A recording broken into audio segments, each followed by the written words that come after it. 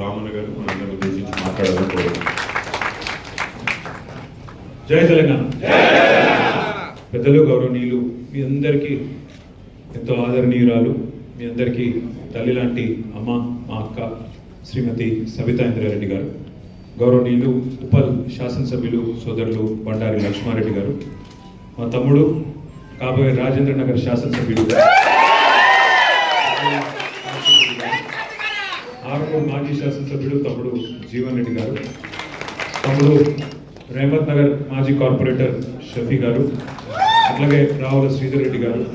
ఈరోజు మళ్ళీ మా తమ్ముడు, మరొక తమ్ముడు, డైనమిక్ నాయకుడు, వాళ్ళ చేవల నియోజకవర్గంలో పార్టీని గట్టిగా కీలక పాత్ర పోషిస్తూ అక్కడ బ్రహ్మాండంగా నడుపుతున్న తమ్ముడు పట్నం అవినాష్ రెడ్డి గారు, అట్లాగే ఈరోజు పార్టీలో చేరుతున్న పెద్దలు మాజీ DCMS అధ్యక్షులు, మార్కెట్ మాజీ డైరెక్టరు, శంషాబాద్లో పరిచయం అవసరం లేని పెద్ద మనిషి ఎల్లన్న గారు, వారితో పాటు ఇవాళ జూబ్లీ హిల్స్ నియోజకవర్గం నుండి విచ్చేసిన మా సోదరి శ్రీమతి పల్లవి గారు, వారి హస్బెండ్ గౌరవనీయులు సోదరుడు అంజుబాబు గారు, ఇద్దరికి అట్లాగే రేవంత్ నగర్ డివిజన్ నుంచి విచ్చేసిన మైనారిటీ సోదరులు మా షఫీ గారి నాయకత్వంలో चांद गारू, महमूद गारू, वारिతో పాటు जितने भी हमारे भाई यहाँ पे शामिल है, आप सभी भाइयों का भी मैं इस्तेकबाल करता हूँ.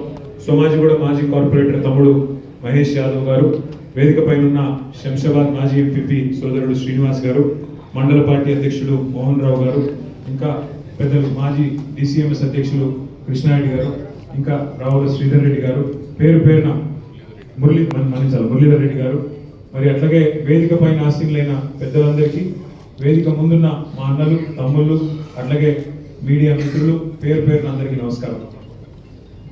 ఈరోజు ఒక్క శంషాబాదు లేదంటే ఒక్క జూబ్లీ హిల్స్ నియోజకవర్గం కాదు, రాష్ట్రం మొత్తం కూడా పరిస్థితిలో ఉన్నాం. ఇప్పుడే అక్క చెప్పినట్టు ఎప్పుడెప్పుడు ఎలక్షన్లు వస్తాయా, ఎప్పుడెప్పుడు రాష్ట్రానికి పట్టిన ఈ కాంగ్రెస్ అనే షీడను వదిలిద్దామా, ఎంత జల్దీ ఎలక్షన్లు వస్తే అంత జల్దీ ఈ కార్యక్రమం చేద్దామన్న ఆలోచనలో రాష్ట్రంలో ప్రతి ఒక్కరు ఉన్నారు. దీనికి ఏదో అర్జెంటుగా మాకేదో పదవులు రావాలనో బీఆర్ఎస్ అధికారంలో రావాలని ఆరాటం కాదు. వాస్తవంగా జరిగింది ఏంటంటే, ఇంతకుముందు అక్కడ చెప్తున్నప్పుడు అదే ఆలోచిస్తూ ఉంటున్నాను. ఈ మధ్యన జూబ్లీ హిల్స్ ఎలక్షన్లో మనోళ్ళు గల్లీ గల్లీ ఇల్లు తిరుగుతున్నారు, మనిషిని కలుస్తున్నారు. ఎక్కడ పైన ఒకటే బాధ, ఒకటే మాట చెప్తున్నాను. నిన్న ఒక అమ్మని చూసిన నేను, వెంగళరావు నగర్ బస్తీ అనుకుంటా, అక్కడ వెంగళరావు నగర్ డివిజన్లో తిరుగుతుంటే ఆ అమ్మ బయటకు వచ్చి చెప్తున్నది, ఈయన ఏమంటా వచ్చిండో కానీ నేను కూడా రియల్ ఎస్టేట్ చేస్తా, నేను ప్లాట్లు అమ్ముతా ఉంటా, కొంత బిజినెస్ చేస్తుంటా, ఈయన ఏమంటా వచ్చిండో కానీ 78 లక్షలకు అమ్మిన ఫ్లాటు ఇవాళ 35 లక్షలకు అమ్ముడుపోతున్నది అనే మాట అమ్మ చెప్తా ఉన్నది. నేను వచ్చినాక మొత్తం రియల్ ఎస్టేట్ మొత్తం నాశనం అయినది అని చెప్తా ఉన్నది. ఒక్క హైదరాబాద్ రంగారెడ్డి కాదు ఈ పరిస్థితి. మీకు 2 ఉదాహరణలు చెప్తున్నాను. మన సిరిసిల్ల పోయినది, పెళ్లి ఉంటే పోయింది, లగ్నానికి పోయిన కాడ ఒకసేపు తినేటప్పుడు మాట్లాడుతున్నాం. ఆ సిరిసిల్ల పట్టణం అంటుకొని కొంత డెవలప్మెంట్ అయింది, జిల్లా కేంద్రం అయినాక భూముల ధరలు కూడా పెరిగినాయి. మా ఒక రియల్ ఎస్టేట్ చేసే ఒక సోదరుడు వచ్చింది, వస్తే అడిగిన ఎట్లున్నది నా బిజినెస్ ఎట్లున్నది అంటే, అన్న నేను అమ్మతోడు చెప్తున్నా, అబద్ధం చెప్తలేను, ఎలక్షన్ల ముందు 31,000 గజం అమ్మినామన్నా, మన దిక్కు లేక బిడ్డపల్లి పెట్టుకుంటే 19,000 అమ్మినా గజము, వాస్తవం చెప్తున్నా నీకు, అబద్ధం చెప్తున్నాను. ఇక కొనేటోడు ఎవడో ఒకటి కొనేటోడు అదే ఎక్కువ అన్నట్టు అయిపోయింది పరిస్థితి, ఇప్పుడు అంత దారుణంగా ఉందని చెప్పి ఆంజలి మళ్ళీ ఎర్రోల శ్రీనివాస్ అని చెప్పి మన SC/ST కమిషన్ మాజీ చైర్మన్, ఆ తమ్ముడు వల్ల నాయన చనిపోతే పరామర్శకు అక్కడ పోయినాం. ఆ ఊరు పక్కన సెందులాపురం ఉంటుంది, గంగపురం పోయిన, గంగపురంకి వెళ్ళి పక్కన సెందులాపురం అని ఊరు ఉంటుంది. ఆ సెందులాపురం ఊరు కాడ ఆగితే అక్కడ రైతులు వచ్చినారు కొంతమంది. వాళ్ళని అడిగితే ఏం పరిస్థితి ఎట్లున్నది అంటే, ఇక ప్రాజెక్ట్ వచ్చింది, నీళ్ళు వచ్చినాయి, వ్యవసాయం అయితే నడుస్తున్నది, నీళ్ళు ఇది వరకు లేకుండా ఇప్పుడు కేసీఆర్ వచ్చినాక నీళ్ళు వచ్చినాయి, కాళేశ్వరం వచ్చింది, నీళ్ళు వచ్చినాయి. కానీ కేసీఆర్ ఉన్నప్పుడు 50 లక్షల ఎకరం పోయింది. ఇప్పుడు మొన్న 4 రోజుల కిందట బేరం అయింది, 21 లక్షల ఎకరం అమ్మినామన్నా. ఇక మీకు అదే పొలం, వేరేది కూడా కాదు, అదే పొలం 50 లక్షలకు అడిగినరు, అప్పుడు అమ్మలేదు. ఇంకా మస్తు వస్తుంది, మళ్ళీ కేసీఆర్ వస్తాడు, ఇంకా పెరుగుతుంది అని చెప్పి అనుకున్నాము. ఇప్పుడు చూస్తే 21 లక్షల ఎకరం అమ్ముకునే పరిస్థితి వచ్చింది అని అక్కడ చెప్తా ఉన్నారు. అంటే ఒక రంగారెడ్డి, ఒక శంషాబాద్, ఒక జూబ్లీ హిల్స్ కాదు, రాష్ట్రం మొత్తంలో ఎంత ఆస్తి కరిగిపోయింది ప్రజలది ఆలోచన చేయండి. ఒక్కొక్క మనిషి ఎలక్షన్ల ముందు కేసీఆర్ ఉన్నప్పుడు ఒక 2 ఎకరాలు ఉంటే నాకేమన్నా అయితే, నాకు దెబ్బనేమన్నా అయ్యి సడన్ గుండె పోవడం మానం వర్షాలు వచ్చి పోయితే నా కుటుంబానికి ఇంత ఆస్తుంది అని ఒక ధీమా ఉంటుండే. ఇవాళ ఏంది పరిస్థితి? ఎంత తగ్గింది ఆ విలువ, ఎంత తగ్గింది ఆ ధీమా?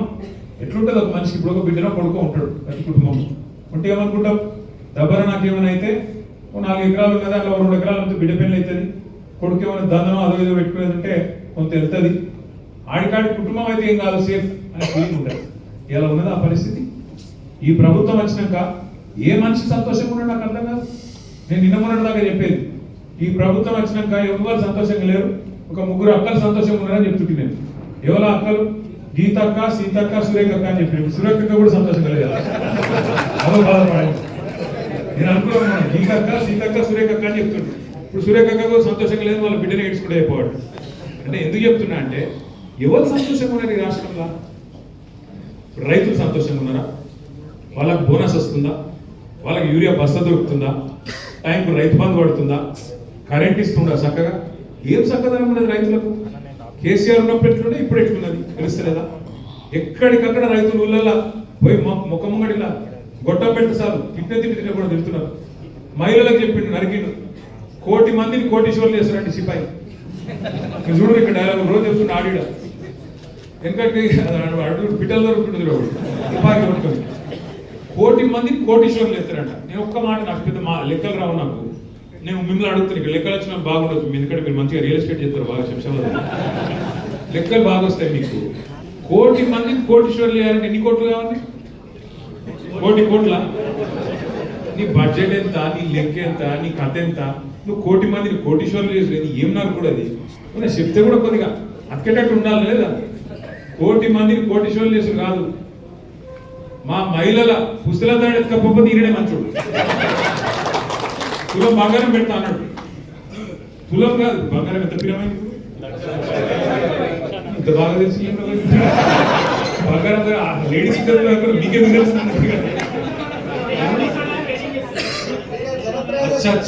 నిన్న ఉన్నారు.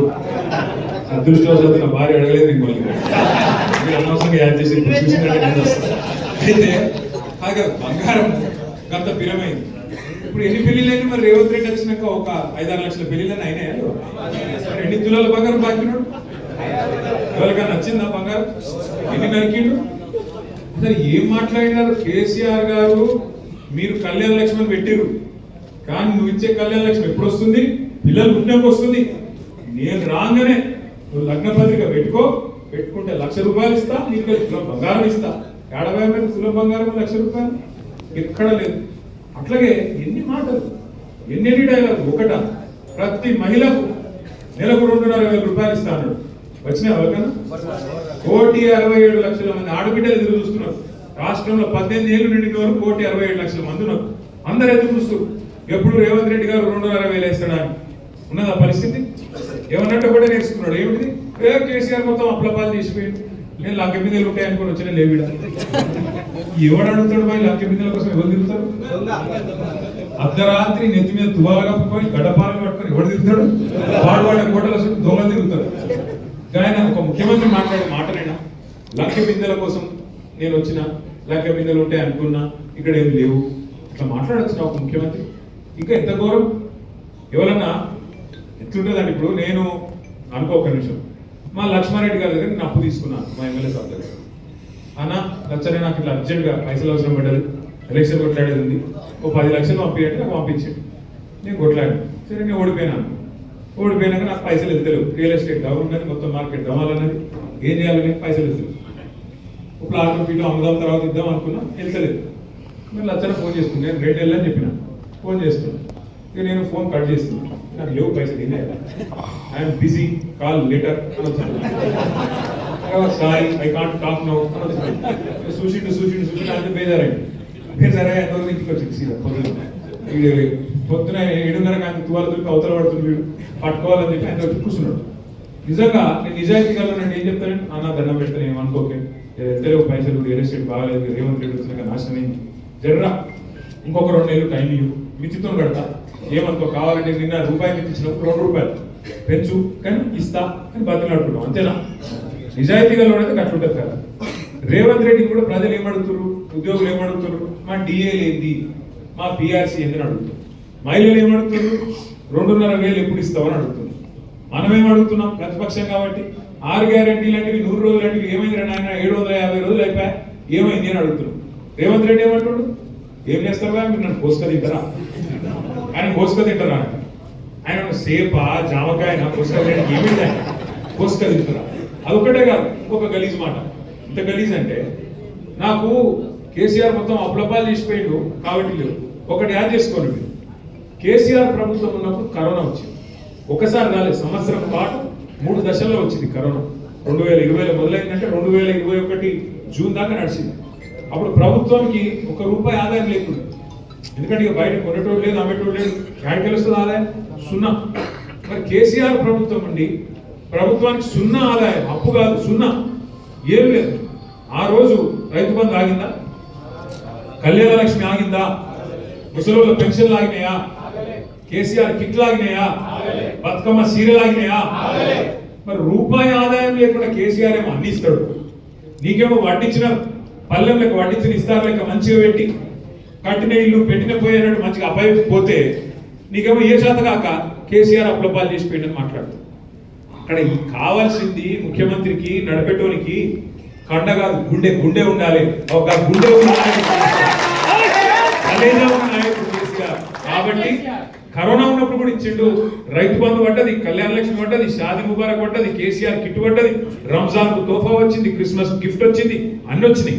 ఇవాళ ఏమొస్తలు, కేసీఆర్ కిట్ బంధు, బతుకమ్మ చీర బంధు, రంజాన్ తోఫా బంధు, క్రిస్మస్ గిఫ్ట్ బంధు, రైతు బంధు కట్టు, అన్ని కట్టు. మరి 70,000 పైసలు ఏడవుతున్నాయి. 2 లక్షల కోట్లు అప్పు చేస్తున్నావు, నెలకు 10,000 కోట్లు అప్పు చేస్తుండు రేవంత్ రెడ్డి. ఇప్పుడు 23 నెలలే 2,30,000 కోట్లు అప్పు చేసాడు. ఎడవుతున్నాయి మరి పైసలు. కుర్చీ కాపాడుకునేందుకు ఢిల్లీకి మూటలు పంపుట్లో బిజీగా ఉన్నాడు. ఇది వాస్తవం. మళ్ళీ మనం గట్టిగా అడిగాం అనుకో, నీ గుడ్లు వీకి గోటీలు ఆడతా, వేగులు తీసి మేడలు వేసుకుంటా, పోటీ కొట్టి కూడా మాట్లాడాలి. అంటే ఇంత గలీజు, ఇంకా గలీజు.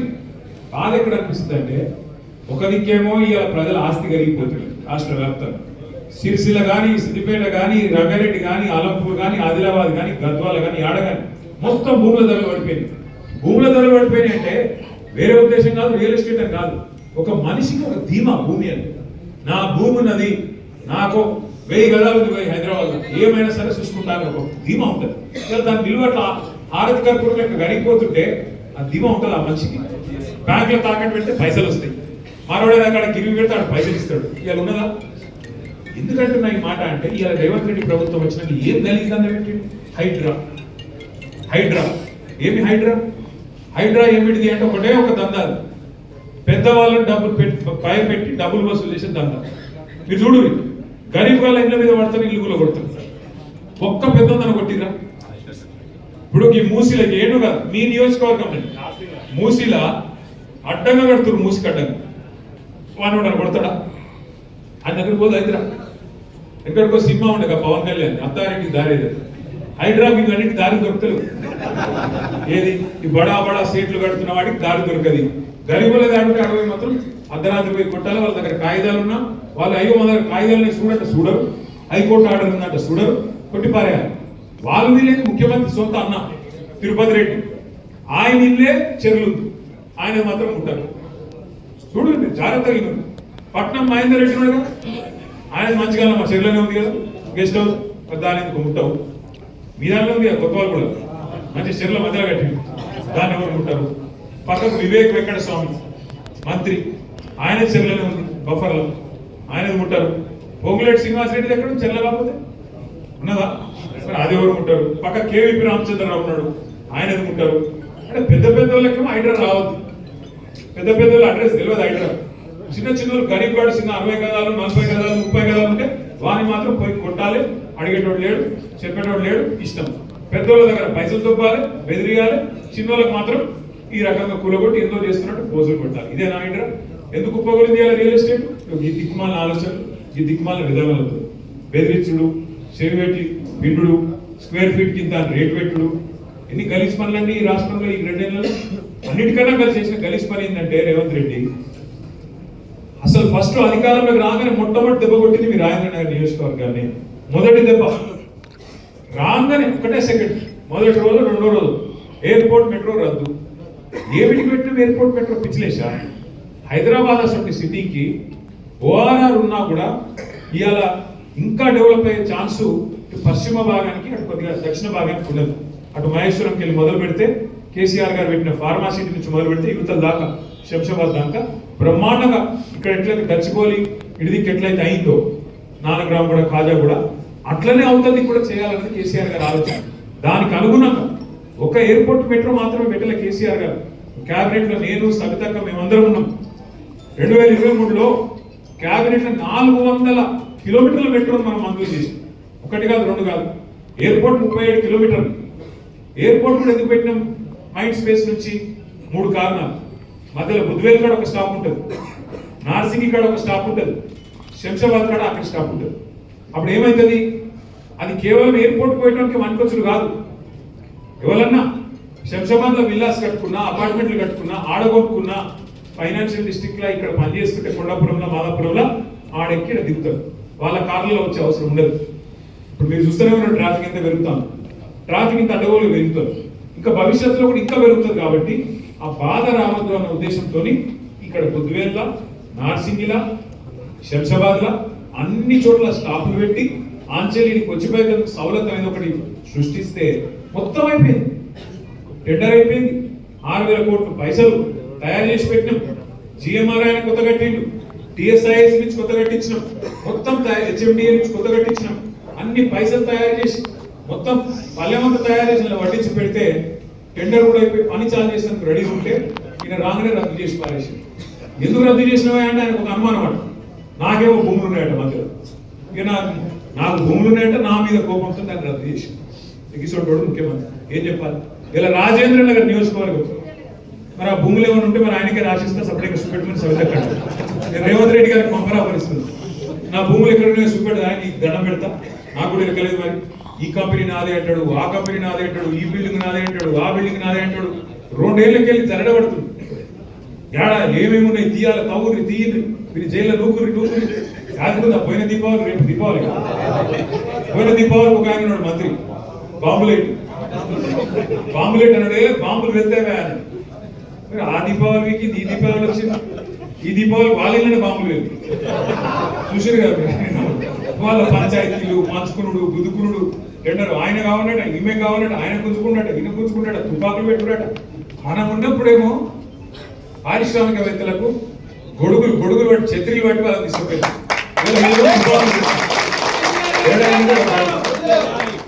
ప్రభుత్వము చేయాల్సిన పని చేయకుండా ఈ గలీజ్ దండలలో మంచిరేవుల పంచాయతీ నడుస్తుంది. అది కూడా మీకు ఎరికే చూస్తాను.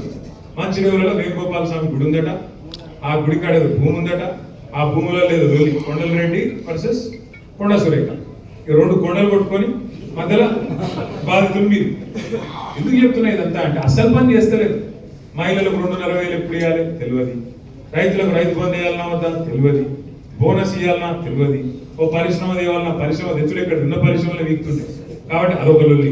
అంటే ఇంత అధ్వానపు పరిస్థితుల్లో రాష్ట్రం ఉంది కాబట్టి ఇవాళ రాష్ట్రాన్ని నడిపే తెలివితేటలు లేవు కాబట్టి మొత్తం అంతా కూడా అతలాకుతలం అయిపోయింది. ఆటో డ్రైవర్లు కోపంగా ఉన్నారు. ఒక ఆటో డ్రైవర్లే కాదు, బస్సు డ్రైవర్లు కోపంగానే ఉన్నారు. ఆఖరికి పారిశ్రామికవేత్తలు కోపంగా ఉన్నారు, వ్యాపారం చేసుకునే బిజినెస్ వాళ్ళు కోపంగానే ఉన్నారు, మహిళలు కోపంగా ఉన్నారు. ఈ రాష్ట్రంలో కోపంగా లేరు ఎవరు ఒకరు చూపెట్టినారు. ఫలానా వర్గానికి మంచిగా చేసినా నేను, వాళ్ళు నాకు ఓటేయాలి ఫలానా కారణం చెప్పేది ఏదైనా ఉందా? మైనారిటీ సోదరులకు మాటలు చెప్పారు. ఏం చెప్పారు? 4,000 కోట్ల బడ్జెట్ పెడతా, మైనారిటీ सब प्लान పెడతా. क्या करे फिर? लगा है सब प्लान. माइनॉरिटी को आज तक एक एमएलए नहीं दिए, एक एमएलसी नहीं दिए, एक मिनिस्टर भी नहीं दिए. और 4,000 करोड़ बजट बोले. कहाँ है 4,000 करोड़? रमजान का जो तोहफा मिलता था केसीआर साहब के टाइम पे वो भी खत्म, उसको भी खत्म कर दिया. अगर हैदराबादी लैंग्वेज में बोलना है, हैदराबादी लैंग्वेज में अगर बोलना है, पूरा तेलंगाना को और हैदराबाद को बैगन में मिला दी, बैगन में मिला दी.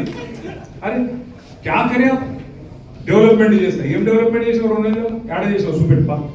మనం ఒక్కటి మాత్రం చేసుకుంటూ పోయి మంచిగా కరెక్ట్ చేస్తాం. జేబులో కత్తెర పెట్టుకొని తిరుగుతాం. ఏడ మనం కట్టిన ఫ్లేవర్ కనబడేది కట్టేస్తాను కొత్తది కట్టరా ఒకటి ముఖం ఉంటే 42 కట్టినాం మేము 9 ఏళ్ళలో 42 కట్టినాం. కరోనా టైంలో భారతదేశం అంతా కార్మికులు పారిపోయింది యాదుకుందా అందరు పాపం దువ్వ పట్టుకొని నడుచుకుంటూ పోయింది 100 కిలోమీటర్లు. ఒక్క హైదరాబాద్ లోనే 42 కొత్త రోడ్లు కార్మికులను పట్టుకొని రిక్వెస్ట్ చేసి కరోనా టైంలో 42 కొత్త రోడ్లు మీరు మళ్ళీ ఇండియాకి బయటకు వచ్చే వరకు కొత్త రోడ్లు పెట్టింది తెలంగాణ ప్రభుత్వం. కమిట్మెంట్ ఉంటే గట్ల పని చేస్తారు. నువ్వేం చేస్తున్నావు? ఉన్న రోడ్లకు పొగలు కూడా కూస్తలేడు, చెత్త తీసేవాడు లేడు, ఆటో ఓడు టైంకి రాడు, కరెంట్ చక్కగా రాదు, కొత్తగా మంచిలకు బిల్లులు వస్తున్నాయి. హైదరాబాద్ లో రాజేంద్ర నగర్ లో కేసీఆర్ గారు ఫ్రీ వాటర్ వస్తే జూబ్లీహిల్స్ లో నువ్వు వచ్చినాక ఇప్పుడు వాటర్కు బిల్లులు కట్టమని చెప్పి బిల్లులు పంపుతున్నావు. వీటికి కరెంట్ చక్కగా వస్తలేదు, అధ్వానపు పరిస్థితి. అందుకే నేను మిమ్మల్ని కోరేది 2 ఏళ్లలో ఏం చేయను ఇంకేదో 2 ఏళ్ళు నాకు అవకాశం ఇస్తే ఇంకేందో చేస్తా. మీ ఎమ్మెల్యే సాబ్ కూడా పోయిండు రాజేంద్ర నగర్ ఆయన డెవలప్మెంట్. ఎవరో డెవలప్మెంట్ కోసం వస్తే అన్ని బయటకు వస్తాయి, భయపడదు. సుల్తాన్పూర్ బయటకు వస్తుంది, రాసిమియా కూడా బయటకు వస్తుంది. అందరికి అన్ని తెలుసు. ప్రభుత్వం మళ్ళా 2 ఏళ్ళలో వస్తుంది. ఎవరో నేను చేయాలనో, ఎవరో సంగతి ఎట్లెట్లా తీయాలనో, ఎవరో బెండ్ ఎట్లెట్లా తీయాలనో తీసే బాధ్యత మాది. ఎవరు డెవలప్మెంట్ కోసం పోయినావు, ఏమిటికి పోయినావు, ఏం ఆశించిపోయినావు, ఏం కథలు పడుతున్నావు, ఫైన్ వాడు ఏం చేస్తుండే, ఎవడేం చేస్తుండే అందరికీ అందరి జాతకాలు తెలుసు. ఎవడెవడేం చేస్తుండే మాకు కూడా టైం వస్తుంది, అన్నిటికీ టైం వస్తుంది. ఏవో నేనేమంటున్నా అంటే ఒక్క రోజుకి గింత పడితే ఎట్లా? ఒక్క రోజుకి ఒక్కసారి గవర్నమెంట్ రాగానే అడిమారి గుడి దెబ్బల ఇంత ఆగమైతే చూద్దాం. పైన దేవుడు ఉన్నాడు, కింద ప్రజలు ఉన్నారు. మీరు తలుసుకుంటే ఎంత పెద్ద పోటుగాడైనా ఎక్కడ పోవాలి గాడి ఇలా రాష్ట్రం మొత్తం ఒకటే ఉన్నది అందరి ఆలోచన. కేసీఆర్ గారు తిరిగి ముఖ్యమంత్రి కావాల్సిందే. తెలంగాణ మళ్ళీ పట్టాలి, తప్పకుండా జరుగుతుంది. మా ఎల్లెన్న లాంటి పెద్ద మనుషులు, అన్నబాబు లాంటి యువకులు, అట్లాగే మా పల్లవి లాంటి ఆడబిడ్డ, మా తమ్ముడు, మా షఫీ గారి నాయకత్వంలో చాందు, మహమూదు, ఇంకా 100 మంది మైనారిటీ పిల్లలు ఒక్కరిద్దరు కాదు, రాష్ట్ర వ్యాప్తంగా ఇవాళ కులాలకు మతాలకు అతీతంగా అందరూ కోరుకుంటున్నది ఒకే ఒక్క ఆలోచన. కేసీఆర్ గారు తిరిగి ముఖ్యమంత్రి కావాలి. మరి కేసీఆర్ తిరిగి ముఖ్యమంత్రి కావాలంటే ఏం చేయాలి? ఒకటే మీరు చేయాల్సిన పని. జూబ్లీహిల్స్ లో ఇలా మంచి మోకా దొరికింది. ధోకా చేసిన కాంగ్రెస్ కు మరి మంచి మోకా దొరికింది, మనకు దెబ్బ కొట్టుతుంది. మీరు కూడా అందరికి ఇక్కడ వచ్చిన వాళ్ళందరికీ జూబ్లీహిల్స్ వాళ్ళకి ఎట్లా ఓట్లు ఉంటాయి. అక్కడ జూబ్లీహిల్స్ కానోళ్లకు చుట్టాలు ఉంటారు, మీకు అక్కడ దోస్తులు ఉంటారు, క్లాస్మేట్స్ ఉంటారు. దయచేసి ఇట్స్ పెట్టకండి. ఇప్పుడు కింద కాంగ్రెస్ బుద్ధి చెప్పకపోతే మళ్ళీ దోసాలు తప్పించుకుంటారు. అంటే మీ రాజేంద్ర నగర్ ఎలక్షన్ కూడా బరాబర్ వస్తుంది, తొందరపడుతుంది. విడిచిపెట్టాం, మళ్ళా సుప్రీంకోర్టుకు పోతాం. స్పీకర్ సార్ ఏమైనా ఆడిట్ చేస్తే కూడా విడిచిపెట్టాం. మేము దోస్తాన లోపల తీసుకుంటే వాడికి అక్కడ నడవేయడు బరాబర్. మన మీ ఎమ్మెల్యే గారు పోయి అడిచినట్టు కదా, మన పార్టీలో ఉన్నట్టు కదా. ఏమో వెళ్ళదా మరి మన పార్టీలో ఉంటే ఇంటికి రాలేదు, రావాలి కదా, మీకు ఆయనే చేసుకోవాలి. అంటే ఎంత గలీజ్ అంటే పరిస్థితి. ఏ పార్టీలో కూడా చెప్పుకోలేదా? గత ధైర్యం ఉండలేదా? ఇంకా ఎంత ఘోరం అంటే ఆయన ఒక ఆయన కడియం శ్రీరణ పెద్ద మనుషున్నాడు, నేను చాలా నీతివంతులని చెప్పుకుంటాడు. ఆయన అడిగిరు మన పోయి ఏమని, ఏ పార్టీలో ఉన్నావు? నేను 7 ఉండాలో బాగానే ఉన్నాను. ఈ మాట ఇంత రాజకీయం చేసి ఇన్నిసార్లు గెలిచి ఇంత దరిద్ర పరిస్థితి తెచ్చుకోవాలి చెప్పు.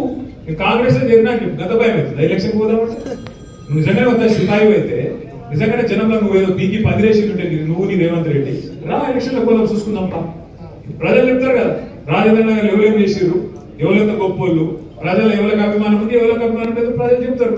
గదానికి భయపడి పదవి కోసం హితనమా ఆ గబిలంగా సురు పట్టుకొని వెళ్ళాడతా చూడు. అట్లా పదవి పట్టుకొని సిగ్గు లేకుండా నేను బీఆర్ఎస్ లోనే ఉన్నాను స్పీకర్ చెప్తావు, బయట పోయి కాంగ్రెస్ కడవాళ్ళు వస్తావు. ఇదేనా నీతి, ఇదేనా రాజకీయం? చూస్తలేరా రాజేంద్ర నగర్ అందరూ? అందుకే నేను అంటున్నా, ఎవరు డెవలప్మెంట్ కోసం పోయినో తెలుసు, కానీ మొదలు దెబ్బ ఇప్పుడు కొట్టే అవకాశం జూబ్లీహిల్స్ వచ్చింది. 2వ దెబ్బ రాజేంద్ర నగర్ కొడతామా, ఖైరతాబాద్ లో కొడతామా, కొడదాం. మొదలు దెబ్బ జూబ్లీహిల్స్ లో కొట్టాలి. తిరిగి మన చైత్ర యాత్ర జూబ్లీహిల్స్ కేంచే మొదలు కావాలి. కార్తీక్ ఆల్రెడీ షేక్పేట్ల ఇన్ఛార్జ్ తీసుకున్నాడు, కష్టపడుతున్నాడు, తిరుగుతున్నాడు. సవితక్క కూడా ఇప్పుడు అంజుబాబును, పల్లవిని, మా లక్ష్మారెడ్డి గారు సవితక్క కలిసి వారు కూడా జాయిన్ చేశారు. మా తమ్ముడు షఫీ కూడా ఇలా రేవంత్ నగర్కి వెళ్ళి వాళ్ళని ఒక 100 మందిని తెచ్చిండు. ఇట్లా ఒక్కొక్క బిందువు కలిస్తేనే సింధువు అవుతుంది. అంటే ఒక్కొక్క నీటి బొట్టు కలిస్తేనే సముద్రం అవుతుంది. అట్లాగే మీరు కూడా దయచేసి మాకేం పట్టి మా శంషాబాద్ కదా అట్లా కాదు, మీకు కూడా చుట్టాలు ఉంటారు, మీకు కూడా దోస్తులు ఉంటారు, మీకు కూడా బలగం ఉంటుంది, మీకు కూడా మస్తు మంది ఇక్కడ తెలిసిన వాళ్ళు ఉంటారు. చెప్పాలి వీళ్ళు ఉంటే, ఈ కాంగ్రెస్ ప్రభుత్వం ఉంటే ఏ పని కాదు, వీళ్ళతో ఊరు కాలది పీరు లేవది. వీళ్ళు ఇంకా ఇట్లే నడుచుకుంటూ పోతే ఇంకా అధ్వానం అవుతుంది రాష్ట్రము, రియల్ ఎస్టేట్ ఇంకా కుప్పబోతుంది. నేను ఎలక్షన్ల ముందే చెప్పిన, నేను కాంగ్రెస్ వస్తే రియల్ ఎస్టేట్ డామ్ అంటదని ముందే చెప్పిన, రియల్ ఎస్టేట్ మీటింగ్లలో చెప్పిన. పోయి ఇలా మీరు చూస్తున్నారు మేము చెప్పింది వాస్తవమా కాదా అని. ఏ రకంగా పరిస్థితున్నది ఇలా మాకంటే బాగా మీకే తెలుస్తుంది. జూబ్లీహిల్స్ లో కాంగ్రెస్ ఓడిపోతేనే మహిళలకు 2,500 వస్తాయి. జూబ్లీహిల్స్ లో కాంగ్రెస్ ఓడిపోతేనే ముసలిలకు 4,000 పెన్షన్ వస్తుంది. జూబ్లీహిల్స్ లో కాంగ్రెస్ ఓడిపోతేనే అరే టిఆర్ఎస్ గవర్నమెంట్ మళ్ళీ వస్తుందిరా బాయ్ అని చెప్పి రియల్ ఎస్టేట్ కూడా లేస్తుంది. లేకపోతే మాత్రం మళ్ళా నేను చెప్తున్నా మీకు, ఈ ఇట్లనే కొనసాగితే మరి సీదా వాళ్ళు ఏమనుకుంటారు కాంగ్రెస్ వాళ్ళు కూడా, మేము బుల్డోజర్ అప్పుడే కరెక్ట్ ఉన్నది రా బాయ్, మేము ఈ బుల్డోజర్తోనే కొట్టుకుంటూ పోతున్నాం, పేదవాళ్ళ గుడిసెలు కొడుతున్నాం, పేదవాళ్ళ ఇల్లు కొడుతున్నాం, ఇదే కరెక్ట్ అని మనకు అదే పేదవాళ్ళు చెప్తున్నారు. మేము చేసేది కరెక్ట్, వీళ్ళకి ఏం స్కీములు ఇవ్వకపోయినా, ఇల్లు గులగొట్టినా, ఇందిరమ్మ రాజ్యం అంటే ఇల్లు కట్టుడు కాదు ఇల్లు గులగొట్టుడే అని చెప్పి మేము ప్రజలకు చూపెట్టినా మాకే గుద్దుతున్నారు. అంటే మేము చేసేదే కరెక్ట్ అని చెప్పి రేవంత్ రెడ్డి గారు ఇంకా ఇదే వైఖరి కొనసాగిస్తాడు. వీళ్ళకు బుద్ధి రావాలంటే బీసీలకు మోసం చేసేది. నేను నాకు గమ్మత్ అనిపించింది నిన్న చూస్తే, నిన్న బీసీ బంద్ అని చెప్పి మేము కూడా మద్దతు చెప్పినాం. కాంగ్రెస్ వాడు బీజేపీ కూడా ఇద్దరు మీరు కూడా ధర్నా ఎత్తుంది. మరి ఎట్లుందంటే సామెత ఇది, నాకు గమ్మత్ అనిపించింది. అందరూ శ్రీ వైష్ణవులు లేరు కానీ రొయ్యల పుట్ట మాత్రం ఆయమైంది. అరే అందరూ మద్దతు చెప్పబట్టి మరి ఎందుకు బిల్ పాస్ కాదు? ఇలా 8 మంది ఎంపీలు బీజేపీకి ఉన్నారు, 8 మంది ఎంపీలు కాంగ్రెస్ ఉన్నారు. మీరు 16 మంది రాజీనామా చేస్తే బీసీ బిల్లు పాస్ కాదా? పార్లమెంట్ లో ఈ 8+8 రాజీనామా చేసి చూస్తుంటే పార్లమెంట్ కదలదా? మోడీ ప్రభుత్వం సేఫ్ కాదా? అలా ముందే మెజారిటీ లేదు మోడీ ప్రభుత్వానికి.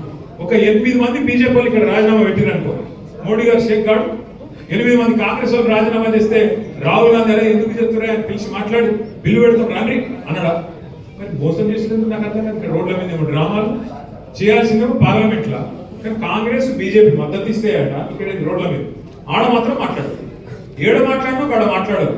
ఇక్కడ మాత్రం డ్రామాలు చేసి ఇక్కడ మళ్ళొకసారి బీసీలను మోసం చేసే ప్రయత్నం చేస్తుంది.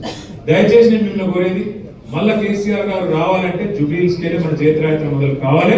మీరందరూ దయచేసి దిగాలి రమ్మన్నకు ఎక్కడ అక్కడ తగ్గిపోవాలని చెప్పి కోరుకుంటూ, ఇలా పార్టీలోకి వచ్చిన ప్రతి ఒక్కరికి పేరు పేరు ఇట్లా వచ్చి ఇట్లా వరకు కండువాలు వేసుకుంటారు. దయచేసి జరగదు మళ్ళీ ఒకసారి పేరు పేరు నమస్కారం చేసుకుంటాం. జై తెలంగాణ.